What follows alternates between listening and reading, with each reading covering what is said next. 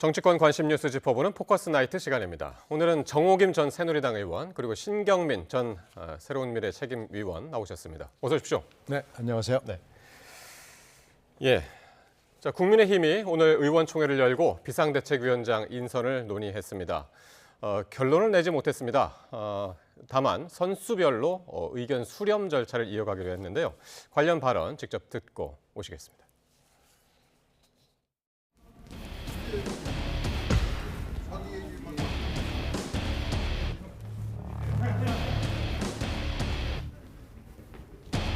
지금은 비상 상황입니다. 당이 하나된 목소리로 잡음을 최소화하면서 비상 상황을 수습해야 합니다. 다수 의원들이 지금 같으면 아무래도 투톱 체제가 낫지 않겠냐는 그런 의견이 좀 많았던 것 같습니다.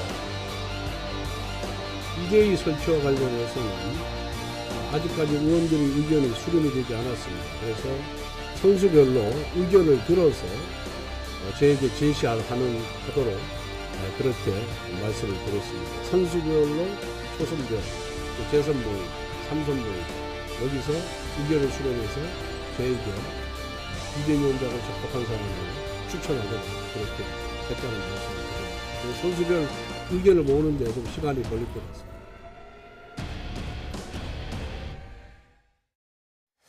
예. 국민의힘 비대위원장 논의의 큰 갈래는 이게 원톱이냐 투톱이냐 이 얘기였는데요. 지금 권성동 당대표 권한대행이 비대위원장을 겸임하는 원톱 방안.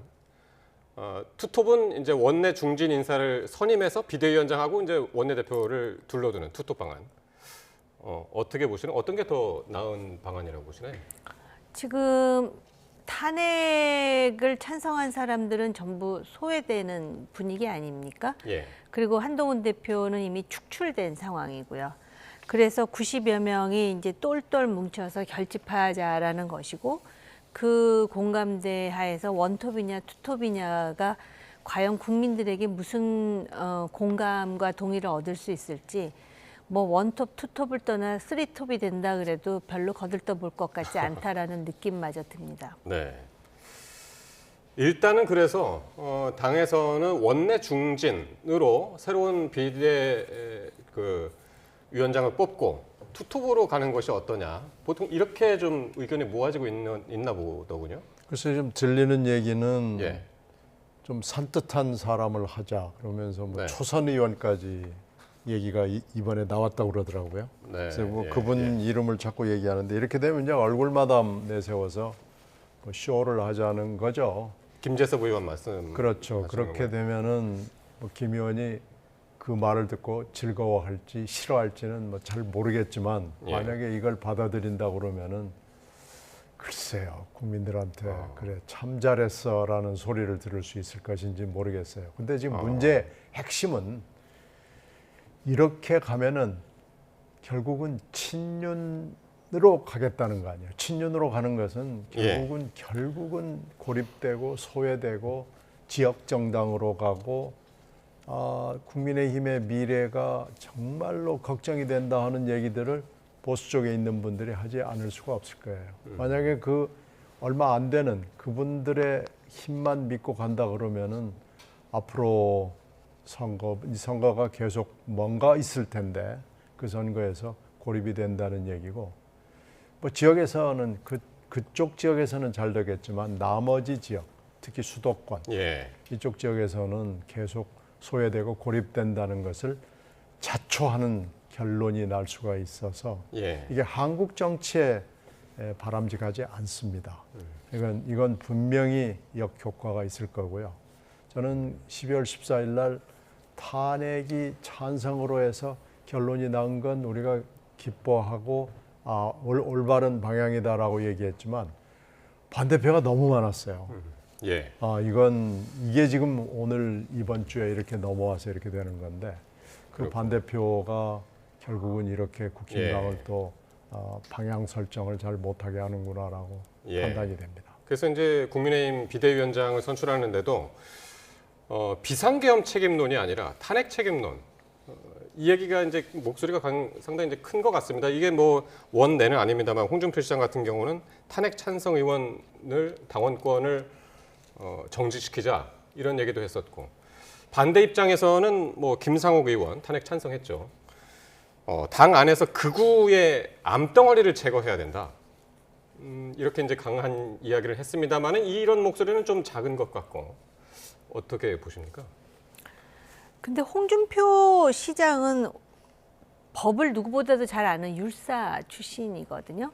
그러면은 이 비상계엄의 그 성격이 어떠한지에 대해서 법을 제대로 공부한 사람이라면, 아니 법을 전공하지 않은 상식을 가진 사람이라도 알 텐데 이런 목소리가 지금 아마 국민의힘의 주류인 것 같습니다. 그리고 지금 우리 성 앵커님도 말씀하셨듯이 비상계엄과 관련해 가지고는 거기 18명 외에는 지금 그 의결에 참여하지 않았잖아요. 그런데 그러면은 비상계엄 선포에 해제할 때요. 대해서 예. 해제 결의에 참여 안 한 사람이 훨씬 많은데다가 비상계엄과 관련해서 단호히 지금 반대한다라는 것인지 아니면은 또 그 표결에 참여하지 않은 거에 대해서 성찰하고 있다라는 것인지 그 부분도 분명하지 않고 예. 탄핵을 가지고 얘기를 하거든요. 예. 그래서 제가 볼 때는 무슨 이념이라든지 또는 이해로 진영이 나눠졌다라기보다는 이 예. 우리나라 정치 문화가 말이에요. 정당 민주주의가 헌법에 명시돼 있음에도 불구하고 권력이 딱 정해지면 그 권력에 맹종하는 그 민주당도 다르지가 않더라고요. 이게 그렇다면은 이 정당이 이런 문화라면 조폭 양아치하고 무슨 차이가 있는지 예. 지금 그거의 연결선에서 지금 이런 상황이 나오는 거죠. 예. 좀 과격한 표현도 쓰셨습니다만 어쨌든 뭐 오늘도 결론이 안 났고 어쨌든 당내 중진을 뭐 추대하는 의견이 많았다 이렇게 얘기를 해서 선수별로 또 이제 의논을 한다고 그랬으니까요. 그 상황 함께 또 지켜보기로 하고요. 자, 이런 가운데 오늘 권성동 당대표 권한대행하고요. 이재명 대표가 탄핵안 가결 이후에 처음으로 만났습니다. 어떤 이야기가 오고 갔는지 한번 들어보시겠습니다.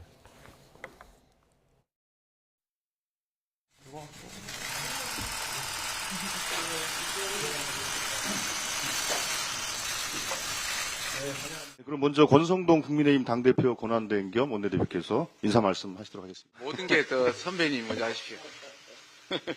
작금의 사태, 우리 헌정사에 3번에 걸친 탄핵 정국이 이번까지 3번에 걸친 탄핵 정국이 있는데 저는 우리 헌법이 채택하고 있는 통치구조, 대통령 중심제 이 국가가 과연 우리의 그런 현실하고 잘 맞는지 이 부분에 대해서 좀 더 우리가 이 시점에서는 검토할 필요가 있다 이렇게 생각을 하고 있습니다.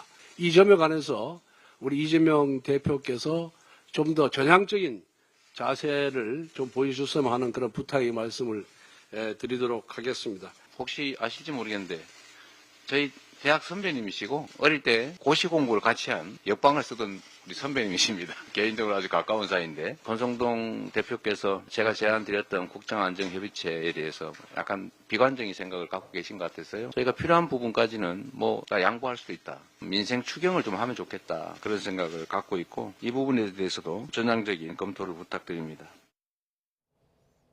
네. 지금 뭐 얼어붙은 전국을 생각하면은 오늘 이 두 사람의 분위기는 상당히 이제 화기애애한 그런 분위기가 연출이 됐는데 실제로 대학 선후배 관계죠? 네, 이 얘기는 뭐 만나면 맨날 하는 얘기이기 때문에 네. 저희들은 뭐 상당히 오래전부터 잘 알고 있습니다. 네. 중대법대. 네, 오늘 또 얘기가 나오는데 이거하고는 상관없고요. 네. 뭐 선후배라는 것 가지고 서로 뭐 양보하고 뭐 안 될 걸 대기하고 지금 그런 분위기는 아닌 것 같아요. 예. 오늘 또 사실은 평행선을 그었다고 볼 수 있죠. 예. 사실 그냥 서로 웃는 낯만 보인 거지 아무것도 합의된 건 없고요. 네. 앞으로도 합의가 뭔가 이루어질 것 같지는 않습니다. 그런 점에서 봤을 때는 그냥 인사했다.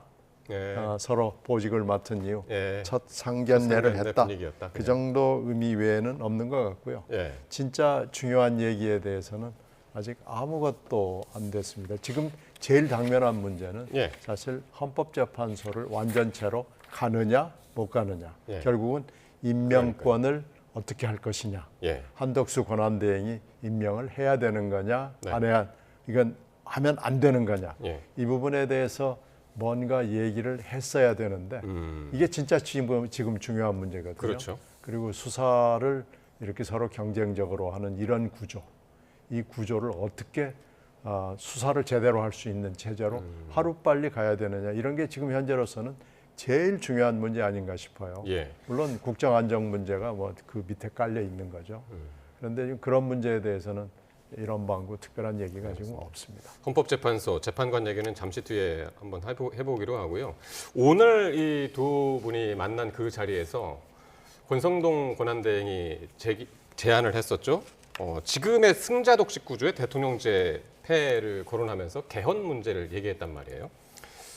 이 개헌 카드를 꺼낸 이유가 있을까요? 지금 그 개헌 카드로 국면을 전환하겠다라는 생각도 있을 것이고요. 네. 국민의힘이 지금 그 국민의힘의 골수 지지자들을 빼면은 아주 그냥 전방위적인 지탄을 받고 있는 상황 아닙니까? 네. 그렇기 때문에 뭔가 이렇게 그런 것에 대한 국면 전환 내지는 고민을 하고 있다라는 모습을 좀 보여주고 싶었던 것 같아요. 그런데 우리가 조금만 이렇게 그 지난 일을 되돌아보면은 네. 사실은 대통령이 비상계엄 선포하기 전에 예. 여러 그 정치 문제 또 부인 문제로 공격을 받았을 때 실제로 개헌을 주장했던 쪽은 민주당이었어요. 예. 근데 지금 이제 계엄을 선포하고 탄핵된 상황에서 네. 그 전까지는 이 개헌에 대해서는 어림도 없다라는 입장이었던 국민의힘이 예. 개헌 얘기를 하지 않습니까? 그러니까는 진작에 개헌해가지고 제가 이 자리에서도 임기 단축 개헌에 대해서 막 얘기를 했던 기억이 맞습니다. 나는데 예. 그때 그러면 머리를 맞대고 했었으면은 그때 해법으로 제시를 했었죠. 그랬는데 지금은 예, 너무 지난 정 거예요. 의원님. 대통령 지금 탄핵되기 전이고 예. 지금 이재명 대표의 머릿속에는 내가 조금만 이제 몇 달만 있으면 대통령이 될 거야라고 생각하는 사람 보고 개헌하자 그러면 그 사람이 받겠습니까? 예. 그러니까 각자 자기 소리 하고 끝난 거예요. 이게. 네.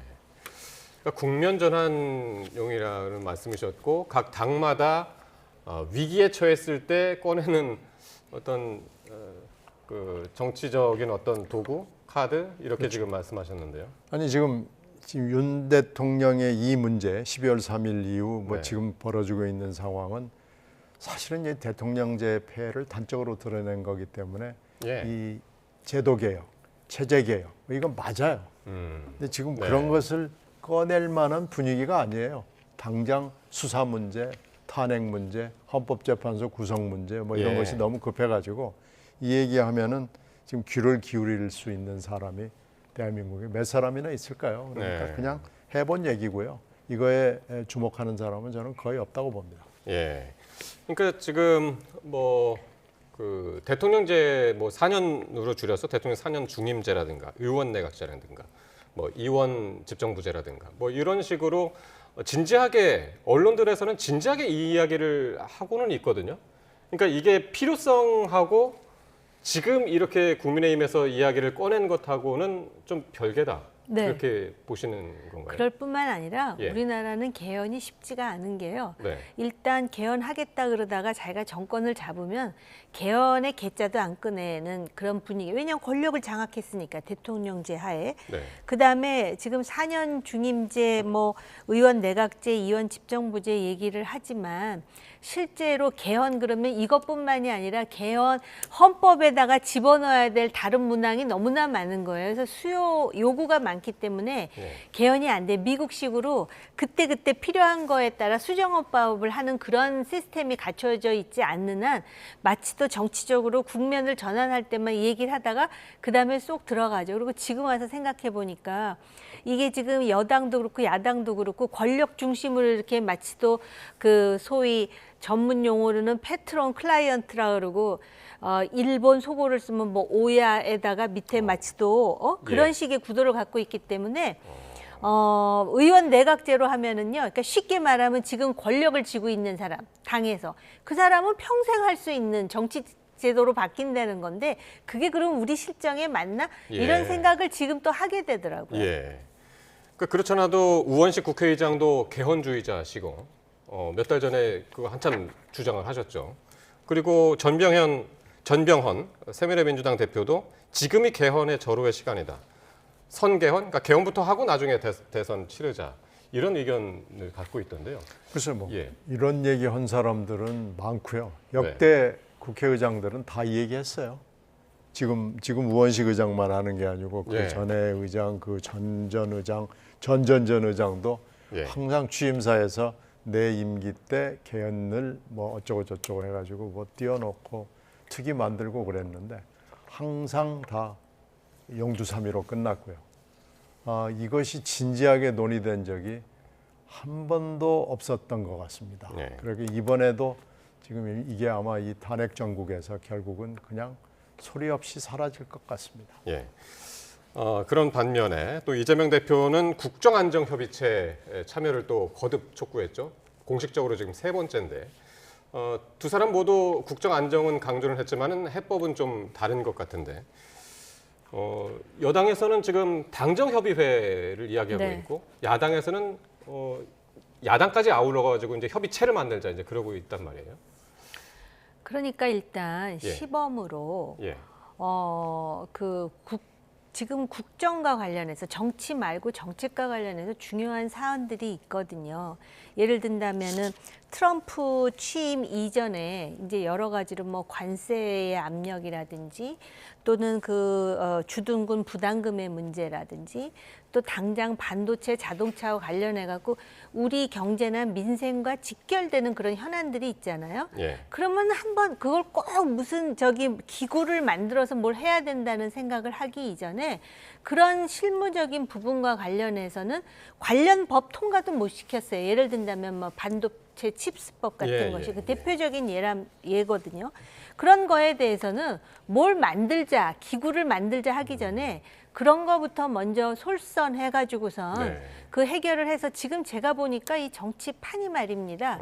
뭐 여당이든 야당이든 간단히 끝날 부분이 아니에요. 지금 탄핵 과정도 그렇고 그럼에도 불구하고 경제는 정치의 이 파고에서 좀 자유롭게 경제 자체는 좀 단단하게 움직이도록 예. 그것과 관련해서는 좀 협의를 해서 합의를 도출했으면 좋겠다라는 간절한 소망이 있어요. 그러니까요. 조금 전에 이제 권성동 권한대행이 얘기했던 뭐 개헌 문제도 그렇고 지금 이재명 대표가 얘기했던 국정안정협의체도 그렇고 다 어떻게 보면은 옳은 이야기고 그렇게 같이 합의를 하면은 좋은 것입니다만은 서로 다른 속내를 보면서 서로 제한을 받을 수 없는 그런 그렇죠. 상황으로 가고 있는 것 같아요. 결국은 유불리 따지다 보면은요. 예. 뭐 옳고 그름의 문제는 별로 중요하지 않고요. 네. 뭐 금방 앵커께서 말씀하신 여러 가지 문제는 그냥 메아리 없이 끝날 겁니다.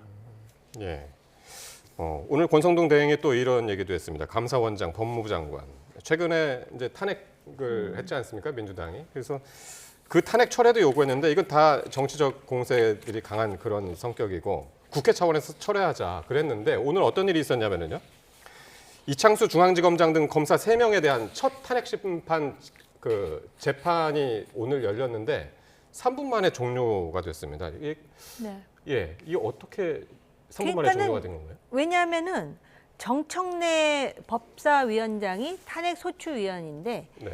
본인도 뭐 그 청구인도 출석하지 않았고 대리인 선임도 하지 않았고 그러다 보니까는 오히려 소추를 한 그 국회의원 내지는 국회에서 소극적으로 나오니까는 오늘은 3분 만에 그래서 다시 기일을 잡는 그런 진풍경이 벌어졌거든요. 예. 이거는 그 권성동 지금 그 원내대표가 주장하듯이 그동안에 줄줄이 탄핵을 했는데 과연 탄핵의 진정성이 있다면은 그렇게 무책임하게 오늘을 그냥 넘겼겠습니까? 예. 그래서 그런 차원이 있고요.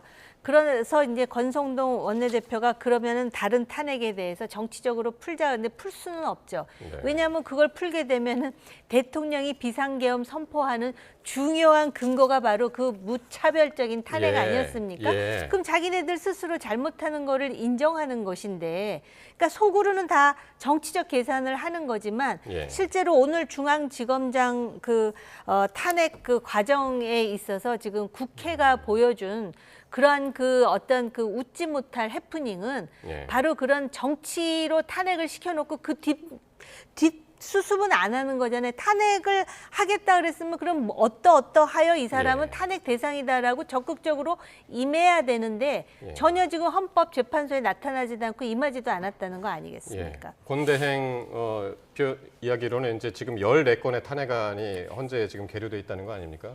신 의원님 뭐 짧게 말씀하시죠. 아니 이건 정말 잘못된 거예요. 이건 틀림없이 뭔가 착오가 있을 거고 누군가가 이 기회를 미스한 걸 겁니다. 그러니까 이건 이런 일이 벌어지면 안 되고요. 만약에 이게 잘못됐으면은 기회를 새로 잡아야 되는 거고 그런데 그런 것도 안 했다는 것은 그 기일은 이야기는요. 잡혔어. 예, 그러니까 오늘 좀 미뤄달라고 했는데 헌재에서 안 받아들였고, 근데 이제 안 나왔습니다. 그러니까 이걸 그러면은 관철을 시켜야 되는 예. 건데 못 나가게 되는 이유를 분명히 해서 헌재를 설득을 했어야죠. 예. 헌재가 이렇게 강행을 하게 하고 이렇게 하고 또 못 나가게 돼버리면 예. 이건 국민들 앞에 좀 이건 체면이 안 서는 일입니다. 이런 일은 다시 일어나면 안 됩니다. 예. 다시 준비 기일이 이제 1월 8일로 잡혔다고 하니까요. 그때 어떻게 진행되는지 한번 보고요. 자, 헌법재판관 후보자 3명 이야기를 하겠습니다. 지금 그 임명을 두고 상당히 시끄러운데요. 오늘 인사청문 특위가 열렸는데 야당 의원들만 참석한 채 진행이 됐습니다. 지금 다들 아시죠? 여당에서는 한덕수 권한대행이 임명권을 행사하면 안 된다라는 거고 민주당은 국회 추천 몫이니까 꼭 이거는 임명해야 된다라는 건데 신 의원님부터 좀 말씀 들어볼까요? 이게 지금 임명권 문제 가지고 다투다 보니까 인사청문회 문제나 표결 문제가 별로 의미가 없어지는 것 같아요. 이게 만약에 지금 여러 가지 의석분포로 봤을 때는 인사청문도 할 수 있고 표결도 할 수 있고 결국은 대통령 권한대행한테 넘기는 것까지는 할 수 있지만 마지막에 임명권이 그러면 어떻게 되는 거냐라는 문제를 여야가 적절하게 합의를 하지 않고 협의해야 되잖아요. 안 하고 지금 어정쩡하게 어저께 아침에 권성동 원내대표가 6인 체제를 고수하는 듯한 얘기를 했잖아요. 그렇게 되면서 이렇게 되면은 앞에 절차, 국회 절차가 아무 의미를 갖지 못합니다. 그래서 국회 절차가 완료가 된다고 하더라도 권한대행이 국회 절차가 야당의 일방통행이 됐기 때문에 나는 못하겠다고 그래도 할 말이 없는 거예요. 그러니까 국회 절차를 좀 완벽하게 해야 되는데요.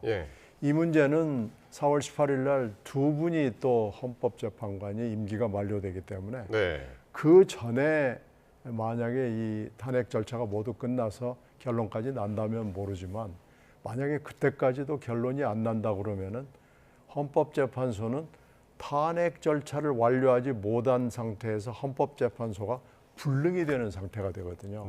그러니까 지금 이번에 이 3분 재판관들에 대한 임명 권한 문제는 지금 깔끔하게 정리하고 국회 절차를 시작을 해야 돼요. 근데 지금 23, 24일 청문회, 27일 본회의 표결 이렇게 지금 잡아놓은 거 아니에요. 이게 야당의 일방적인 건데 이것을 여야가 모여서 합의해야 합니다. 만약에 9인 체제가 안 된다면 헌법재판소법에 있는 7인 체제라도 만들어야 됩니다. 그런데 지금 이렇게 여야가 전혀 다른 생각을 하고 다른 얘기를 하고 또 지금 입이 달린 사람들마다 다 다른 얘기를 하는 거 아니겠어요? 지금 민주당은 아까 국민의힘은 여당하고 야당하고 각각 한 명씩 하고 그리고 또 합의한 한 사람으로 해가지고 3명을 만들어야 된다는 건데 민주당에서는 민주당이 2명 하고 국민의힘이 1명 하고 그렇게 해서 지금 논의가 안 됐었잖아요. 그동안. 그러니까 그렇게 해서 늦춰진 거예요. 사실은 민주당 2명 해야 된다고 그러면서 늦춰지다가 대통령이 탄핵을 당한 겁니다. 근데 지금은 이 민주당이나 국민의힘이나 자신들의 정치적인 이속을 생각하는 거거든요. 그러니까 아주 간단히 말씀드리면 국민의힘이나 지금 대통령 탄핵된 대통령의 입장에서는 6명이면 승산이 있다라고 계산하는 것 같아요. 그중에 1명만 거부하면은 이 탄핵이 기각이 되거든요. 6명의 경우는 어쨌든 6명이든 9명이든 6명이 해야 되니까. 그러니까 이제 민주당은 그걸 또 알기 때문에 9명을 하자고 하면서 자기네 2명을 이미 이제 추천한 거예요. 국민의힘에서도 추천이 돼 있고요. 그런데 그런 계산이 있다라는 건 아는데 이게 탄핵이 우리가 벌써 3번째 아닙니까?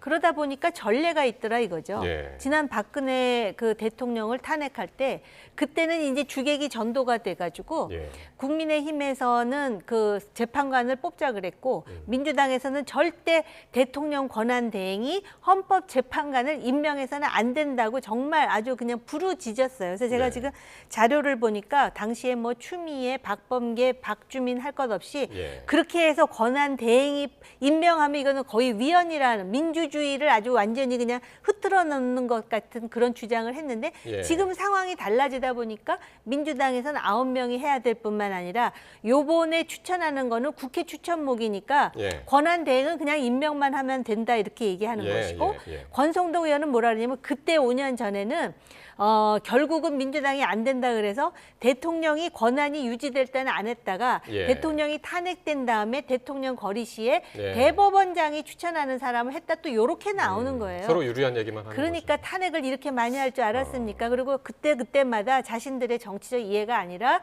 전례를 잘 만들고 법리에 따라서 했었으면 이런 논란이 안 붙겠죠. 근데 아마 어쨌든, 국민의힘은 계속 예. 주장할 것 같아요. 결국에는 한덕수 권한대행이 이걸 그렇죠. 받아들이냐 안 받아들이냐. 이제는 한덕수 권한대행의 결정에 따라서 이것이 흘러가게 돼 있습니다. 예. 그래서 한덕수 권한대행이 지금 갖고 있는 숙제가 많아요.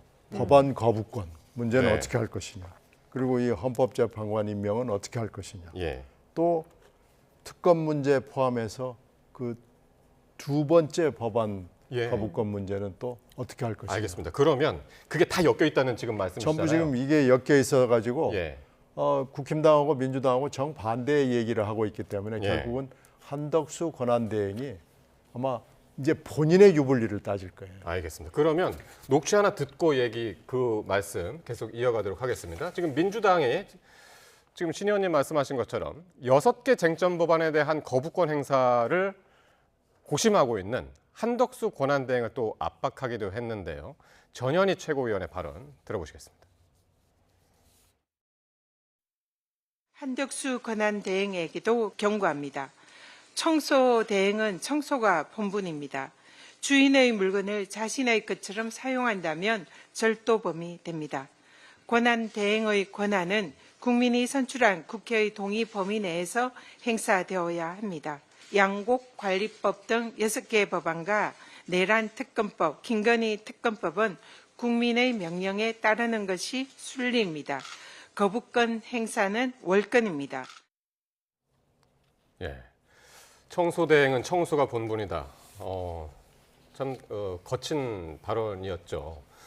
어쨌든 내일 바로 이 6개 쟁점 법안에 대해서 임시 국무회의가 열리는데 과연 한덕수 대행이 이 쟁점 법안들에 대해서 거부권을 행사할 것이냐 말 것이냐 이게 쟁점인데 신 의원님은 이게 어쨌든 앞에서 이 헌법재판소 재판관들 그 이야기하고 다 엮여 있다. 다 엮여 있죠. 예. 지금 3가지가 엮여 있는 거예요. 예. 거기다가 지금 추경까지 얘기하고 있기 때문에 4개가 지금 엮여 있다고 보는데요. 네. 다 보면 어떤 건 적극적으로 하라고 그러고 어떤 건 적극적으로 하지 마라고 그러고 또 국힘당과 민주당은 또 정반대의 주문을 해서 아마 지금 정리하기가 굉장히 어려운 상황으로 들어가고요. 예. 아마 한 대행은 이리 가도 욕을 얻어먹고 저리 가도 욕을 얻어먹을 것 같으면 탄핵을 당하는 것이 유리한가 불리한가 아마 이걸 따지고 있을 것 같아요. 그래서 내일 임시국무회의에서 어떻게 결론을 낼지가 예. 굉장히 중요한 바로미터가 될 것 같은데요. 예. 한대행은 지금까지는 자기 소신을 밝혔던 관료는 아닙니다. 자기 네. 소신은 항상 감추고 윗분의 뜻을 많이 살피는 분이었는데 예. 이제는 그 윗분이 없어진 상황이기 때문에 본인이 아마 일생일대의 외로운 결단을 할 수밖에 없는 상황이 예. 되고요. 이제는 탄핵을 당하더라도 이쪽으로 갈 것이냐 아니면은 국힘당 뜻을 따르는 게 맞을 것이냐라는 양자택일의 기로에 서 있기 때문에 내일이 굉장히 중요한 날 중에 하나가 될 겁니다. 그러니까 지금 말씀은 내일 당장 6개 쟁점 법안 그것만 가지고 지금 이야기할 것이 아니라 지금 한덕수 대행은 내란 특검법, 김건희 특검법 그리고 앞서서 얘기했던 헌법재판관 임명 이것도 같이 통째로 지금 고려를 할 것이다 그런 말씀하셨어요. 상권 분립의 자유민주주의 체제 하에서 어쨌든 대통령 권한 대행인데 청소 대행은 청소나 하라라는 이런 원색적이고 상당히 그 예의 없는 이런 식의 그 이야기들은 아마 이제 요번에 탄핵 과정에서 그 탄핵을 반대했던 일부 보수주의자들의 주장을 일정 정도 합리화하는 빌미가 될 수도 있다라는 점을 경고하지 않을 수가 없고요. 예. 한덕수 총리는 가만히 보면은 민주당이 원하는 대로 하지 않는다면은 또 탄핵을 시도할 가능성이 있는데 만약에 그런 상황이 도래되면 이건 민주당에게 굉장한 역풍이 될 것이다. 예. 한덕수 총리는 권한대행이죠. 권한대행으로서 국가를 위해서 그 소신껏 하라. 특히 양곡관리법 같은 거. 본인이 네. 총리 때도 거부했던 것이고 국가 재정과 관련된 것이고 그러면 국민 세금과 관련한 것인데 이거를 민주당의 정략적 이해에 따라서 휘둘리는 그런 대통령 권한 대행이 돼서는 안 된다라고 강조합니다. 양국관리법 같은 경우는 세 번씩이나 거부권을 행사했던 그렇습니다. 것이기 때문에 마지막으로 한 가지만 더 보죠. 조국 전 조국혁신당 대표 지금 서울구치소에 지금 수감돼 있는데 수감된 지 하루 만에 옥중 메시지를 보냈는데요. 지금 보시는 것처럼 바깥에 비해서 모든 것이 낯설고 불편하다. 뭐 잠자리 얘기도 했고요. 상당히 이제 외풍이 들어와서 이제 잠자리를 이제 설치는 것 같은데요. 그 다음 장도 한번 보여주실까요? 예. 하지만 이런 상황에서 윤 대통령 탄핵 투쟁 등등 모든 순간을 되새겨보았다. 여의도 룩광면 응원봉도 보고 평생 잊지 못할 것 같다. 이런 얘기를 옥중 메시지를 보냈습니다. 요거 한번 짧게 한 번씩 들어볼까요? 예, 어떻게 보셨나요? 아니 뭐 독립운동한 건 아니지 않습니까? 그런데다가 여의도를 꽉 채운 응원복은 아마 그 윤석열 대통령의 그러한 어떤 그 무모한 그런 비상계엄 선포에 대한 그런 국민의 경고라는 것이라는 거고요. 네. 지금 국민들은 이러한 식의 어떤 그 국민의 자유를 제한하는 것뿐만 아니라 적어도 국가 지도자라면은 이 범죄로부터 자유롭고 네. 정말 국민을 진정성 있게 위하는 그런 정치인을 지금 희구하고 있을 것이다라고 저는 믿습니다. 예, 신 의원님. 그래서 옥중서신 생각지도 않은 메시지인 것 같아요. 네, 지금 옥중서신 글쎄 뭐 읽어보니까 그냥 감상인 것 같은데요. 특별하게 뭐가 메시지가 별로 그렇게 담겨 있는 것 같지는 않습니다. 이걸 네. 지금 궁금하게 생각할 국민들은 별로 많아 보이지 않고 지금 그러기에는 현재 상황이 너무나 요란하고 소란하고 이게 뭐 1분 1초 계속 바뀌고 있기 때문에 예. 글쎄요 이게 어떤 감흥이나 감동을 줄 수 있을지는 잘 모르겠습니다. 예, 알겠습니다. 자, 지금까지 정목임 전 새누리당 의원 그리고 신경민 전 새로운 미래 체계위원과 함께했습니다. 고맙습니다. 네, 감사합니다. 고맙습니다.